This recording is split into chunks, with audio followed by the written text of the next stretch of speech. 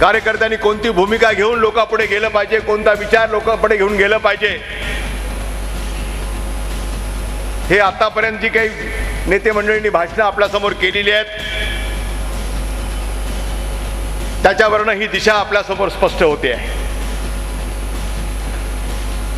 निवडणूक ही वैचारिक लढाई आहे आणि लढाई ही बुद्धिमत्तेने लढायची असते. सैन्याच्या बळावर आम्ही लढाई लढतो, परंतु निवडणुका हे कार्यकर्त्यांच्या बळावर लढल्या जातात आणि म्हणून त्यांना योग्य दिशा दाखवण्याचं काम, योग्य डावपेच आखण्याचं काम आणि विरोधकांच्यावर वैचारिक मात आपल्याला कशी करता येईल त्यांनी उपस्थित केलेल्या प्रश्नांना आम्हाला योग्य उत्तर देऊन त्याला नामोहरण कसं करता येईल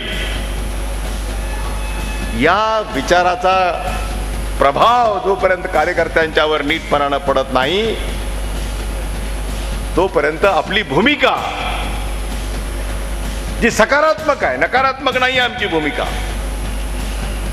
एक पॉझिटिव्ह ज्याला आपण म्हणतो अशी भूमिका घेऊन आम्ही लोकांपुढे जात आहोत. विरोधकांची भूमिका ही नकारात्मक आहे.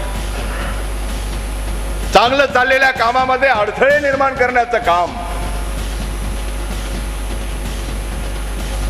चुकीच्या मार्गाने लोकांना घेऊन जाण्याचं काम, बुद्धिभेद करण्याचं काम,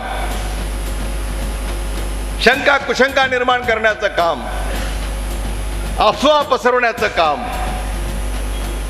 ही त्यांची काही हत्यारं आहेत. त्यांच्याकडे दुसरं काही नाही आहे.